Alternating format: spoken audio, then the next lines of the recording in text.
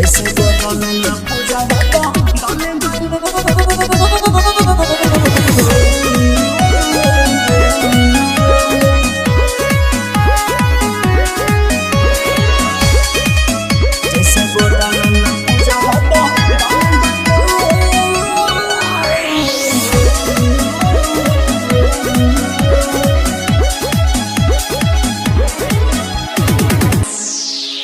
जाके दूसर घरे मुँह चमकावे लगलू कके सौख सिंगार जमकावे लगलू जाके दूसर घरे मुँह चमकावे लगलू कके सौख सिंगार जमकावे लगलू तू तो हमारा नजर से उझल गलू जैसे बदल पूजा बदल गलू संघवा में रानी हमारा तू छोहल गलू जैसे बदल पूजा बदल गलू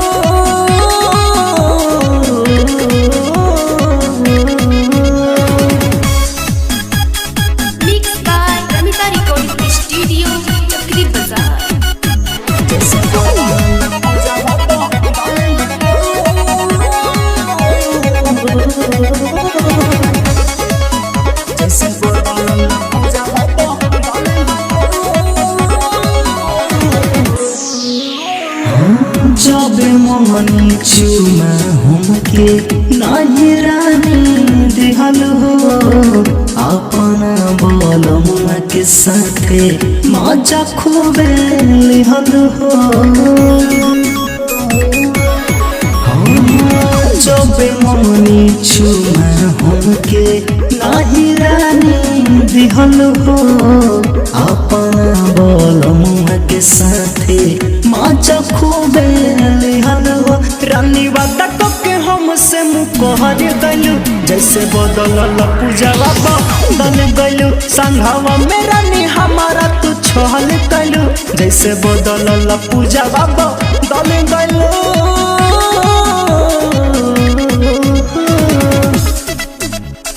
mix by Ramita recording studio Chakri बाजार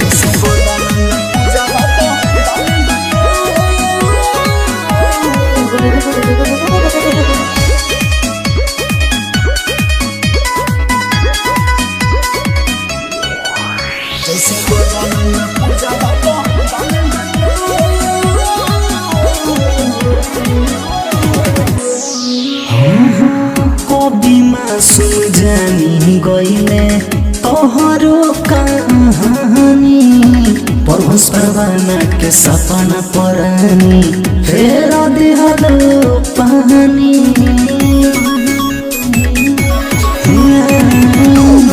लंबे दर्दी तोहरो जान गईले कहानी परभस परवाना के सपना परानी फेरा दिहलो पानी बात कोइला रानी फोन में भूल दलू जैसे बदल पूजा बदल गलू संघवा में रानी हमारा तू छोहल गलू जैसे बदल पूजा बदल गलू।